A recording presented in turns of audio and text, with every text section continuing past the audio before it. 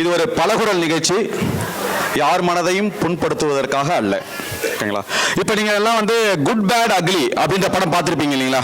Noah? Okay. பார்த்தவங்களுக்கு, அதாவது ஏற்கனவே நீங்கள் வந்து அஜித் படம் ஏதாவது பார்த்துருப்பீங்க, அதில் உள்ள டயலாக் அதுதான் இப்போ பேச போகிறேன். அதனால வந்து எஸ்கேப் ஆக முடியாது. அதாவது குட் பேட் அக்லியில் அஜித் குமார் வந்து சில வசனங்கள் பேசியிருப்பாரு. அந்த வசனத்தை சில நடிகர்கள் பேசியிருந்தா எப்படி இருக்கும் அப்படின்னு ஒரு சின்ன கற்பனை. முதல்ல நாம வந்து குட் பேட் அக்லி அந்த படத்துல உள்ள ஒரு 2-3 வசனங்களை நம்ம பார்க்கலாம். மூக்கு இருக்கும், மொழி இருக்கும், கை இருக்கும், கால் இருக்கும், ஆனா உயிர் இருக்காது அப்படின்னு பேசியிருப்பாரு.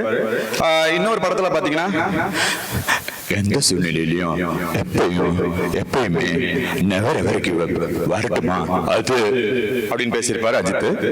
அதே படத்திலேயே வந்து ஒரு டயலாக் ஒன்று இருக்கும்.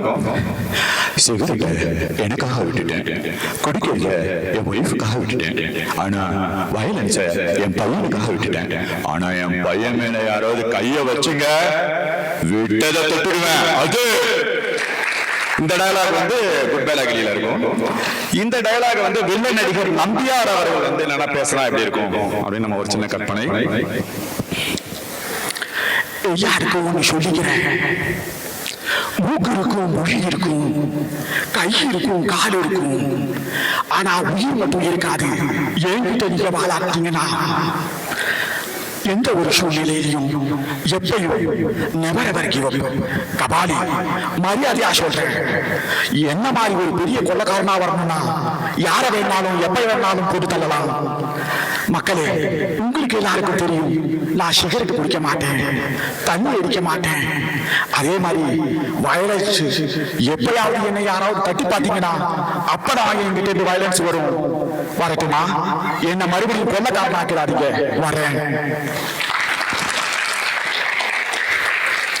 அடுத்ததா வந்து எம்ஜிஆர் அவர்கள் வந்து இந்த டயலாக பேசியிருந்தா எப்படி இருக்கும் அப்படின்னு ஒரு சின்ன கற்பனை. அதான் மூக்குக்கு மொழியும் இருக்கு, கிழிமாய் மூக்குக்கு, கையிருக்கு, காலுக்கு, சந்தாக்கத்தமாய் இருக்கு, அடுத்தது கண்ணுக்கு, காலுக்கு, அதாவது மீன் மாதிரி கண்ணு. இத ஒரு உயிரை பிடிச்சோம்னா ஒரு அருமையான தேவதை கிடைக்கும். எந்த ஒரு சூழ்நிலையிலையும் எப்பயும் இந்த மாதிரி அழகான தேவதைய நாம விடவே கூடாது. இப்பயே போய் நான் ரொம்ப சொல்றேன், அந்த பொண்ணை நிச்சயமா காதலிச்சு கல்யாணம் வாழ்த்துமா அப்படின்னு பேராரு. அடுத்தது ரகுவரன் அவர்கள் வந்து அதே டயலாக் பேசினா எப்படி இருக்கும் அப்படின்னு ஒரு சின்ன கற்பனை. மூக்கும் இருக்காது உனக்கு, மொழியும் இருக்காது, கையும் இருக்காது, காலும் இருக்காது, கண்ணும் இருக்காது, காதும் இருக்காது, உயிரே இருக்காது. இந்த மாதிரி பண்ணீங்கன்னு வச்சுக்கோங்க, சின்னதா பாம் போட்டு உங்க எல்லாரையும் க்ளோஸ் பண்ணிடுவேன். எந்த சூழ்நிலையிலையும் எப்பயுமே என்கிட்ட மட்டும் யாராவது வம்பு பண்ணீங்கன்னு வச்சுக்கோங்களேன், உங்களெல்லாம் கூண்டோட எல்லாரையும் க்ளோஸ் பண்ணிடுவேன். வரட்டுமா? அடுத்தது வந்து பூர்ணம் விஸ்வநாதன் அவர்கள். அவர் வந்து இந்த படத்தை பார்த்துட்டு வந்து அவரோட ஃபீட்பேக், அவர் எப்படி டயலாக் பேசியிருப்பாரு அப்படின்ட்டு. போய் படம் பேசுறாங்க, பேசக்கூடாது தெரியுமா? அப்படி எல்லாருமே கண் எடுத்து சொல்றாரு. ஏன்னா பயம் வந்துருச்சு, நான் சீட்டுக்கு கீழே இருந்து நைஸா பார்த்த படத்தை பண்ணக்கூடாது, பயப்படுறேன் இல்லையா? இடைநிலைக்கு பிறகு திடீர்னு பார்த்து சரி படம் அமைதியா இருக்கும் அப்படின்னு பார்த்து பிலி பிலி பிலி பிலி பிலி பிலி பிலி பிலி ரொம்ப பயந்துட்டேன். அப்புறம் அம்பத்தோட கையை பிடிச்சிட்டு வெளியே வந்துட்டேன். வரட்டும், பயப்படுத்தாதீங்க வர. அடுத்தது வந்து இளைய தளபதி விஜய் அவர்கள் இதே டயலாக் வந்து பேசினேன். ஏன்னா வந்து அஜித் விஜய் அப்படின்றது வந்து 2 துருவம். விஜய் அந்த டயலாக் பேசியிருந்தா அது இருக்கும் அப்படின்னு பார்க்கலாம்.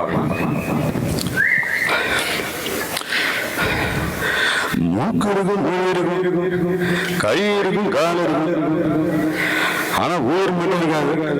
நான் ஒரு தடவை முடிவு பண்ணிட்டேன்னா என் பேச்ச நானே கேட்க மாட்டேன். எந்த ஒரு சூழ்நிலையிலும் எப்பயும் நெவர் எவர் கிவ் அப். வரட்டுங்களா? வரணும். அடுத்ததா கடைசியா வந்து கிருபானந்த வாரியார் அவர்கள் வந்து அதே டயலாக் வந்து பேசணும் அப்படி இருக்கும் அப்படின்னு. எம்பிடுமேல் முழுகிடுகிறார். கையிருக்கும் காலிருக்கும், மூக்கிருக்கும் முடியிருக்கும், கண்ணிருக்கும் காலிருக்கும், அதுக்கு உயிர் கொடுப்பவன் முடியும். அவன்தான் மனிதனாக உருவாகிறார். எந்த சூழ்நிலையிலும் இந்த மஞ்சாரம் துன்பம் என்றார். நீங்க எப்பயுமே முருகனே வணங்குங்கள், உங்களுக்கு எல்லாவித அனுபவம் கிடைக்கும். அதாவது முருகனில் தலைப்பெருங்கருணையினாலே வருகிறேன். ஸோ இந்த நிகழ்ச்சியை கண்டுகளுக்கு அனைவருக்கும் நன்றி. இன்னும் பல புதிய குரல்களோட அடுத்த நிகழ்ச்சியில் உங்களை சந்திக்கிறேன். நன்றி, வணக்கம்.